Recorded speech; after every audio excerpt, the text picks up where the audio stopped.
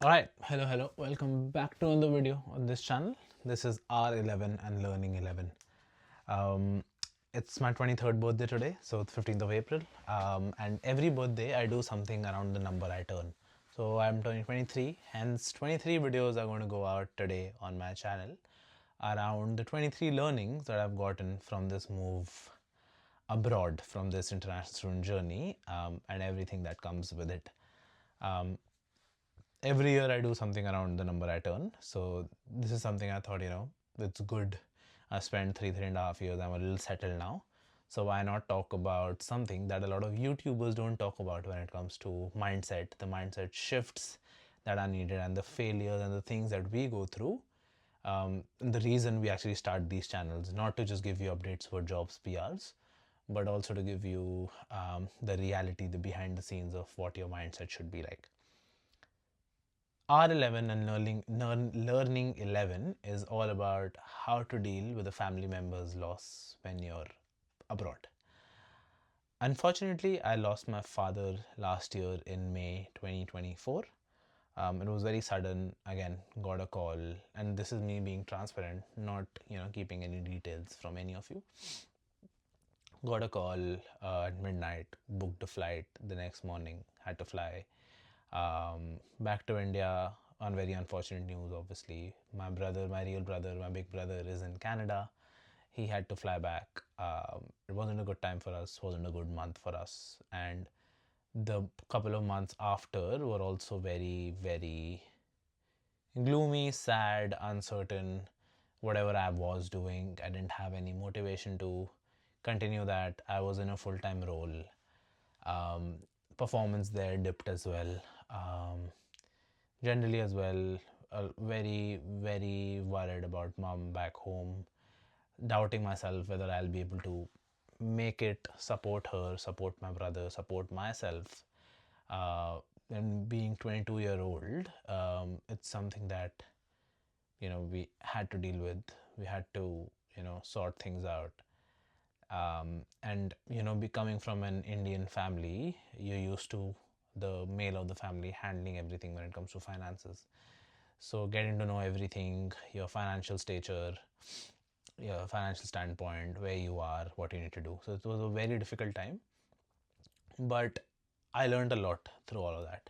Hence, I wanted to make, or hence I wanted to keep this as a learning when it comes to how to actually deal with the family member's loss. This was literally my father. It can be, someone in your immediate family, someone in your relatives, your maternal family, paternal family, whatever. But something that I've learned is that, and something that a lot of people don't think about before moving, and I didn't either, is you choose to be away from your family. You choose to make that decision. You choose, you open yourself up to calls like those. You open yourself up to that uncertainty. You open yourself up to a lot of translucency when it comes to what actually is going on back home, how things are, how your parents are dealing, how if there's anything going wrong in their lives. Obviously, they will not keep you in the same loop. Trust me, I know they will not keep you in the same loop.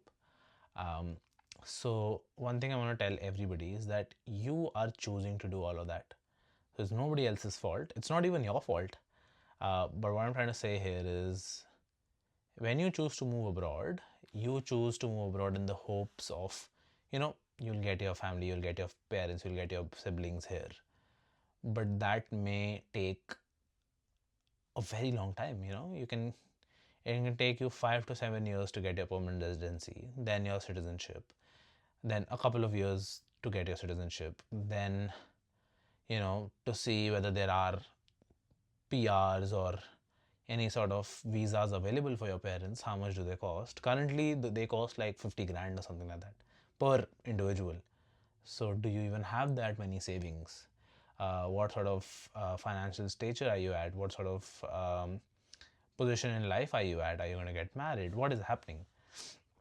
So, sometimes it can be hard making that decision, but no, and make that decision with full transparency that you're choosing to do all of that. You're choosing to be away from your family. One.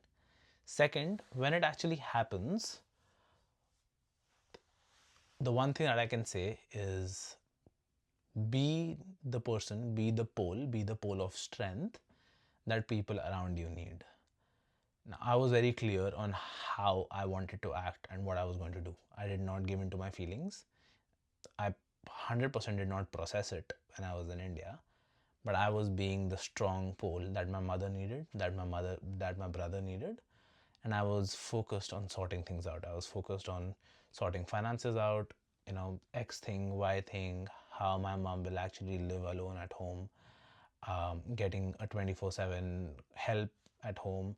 So I was busy in doing all of that, and I didn't process it. And this is me literally being transparent. I did not process it at all. I only processed it a couple of months after I came back to Australia, which, wasn't a healthy thing to do, to be very honest. And that's why I'm making this video. You need to balance it out. You need to be the strong member, you need to be the strong pole, but you also need to give yourself time. You also need to process things. You also need to know what sort of impact this will have. And don't feel pity for yourself. Don't feel pity for yourself at all. It pains me to say this, but whatever happens in your life happens for good. I'm not saying the passing away of my father was for my good, but maybe I had to learn from all of this. Maybe I had to mature. Maybe I had to step up and be that strong member of the family. And this is just me looking at the positives each and every time. The more negative you keep going, the more further you keep going down the rabbit hole. So yes, process it, cry as much as you want. But when it comes to other family members, in front of them, be the strong pole. What helped me was um, going back to my support system. Those were my friends, my mom, my brother. Um, I didn't cry during that month, but I cried a lot of times a couple of months after. And I used to call my mom. I used to FaceTime her and cry in front of her. Who does that? Who can proudly say that I can cry in front of my girlfriend? I can cry in front of my mother. I can cry in front of my brother. But you need to be on such good terms. You need to be living like a family to do all of that. Because at the end of the day, all you have is your immediate family. Everybody else will keep coming and going from your life according to their convenience, according to when they see fit. But when it comes to your immediate family members, you always need to have their back. So yeah, I think that is something that I learned a lot from last year. How I need to, what my why is, or what my whys are when it comes to putting in the hard work, when it comes to making these videos, when it comes to adding value, and how I want to go about my life and what my personality is like. So I hope this added value to your life. If you've stuck through this video, a big thank you. But I'll see you in the next one.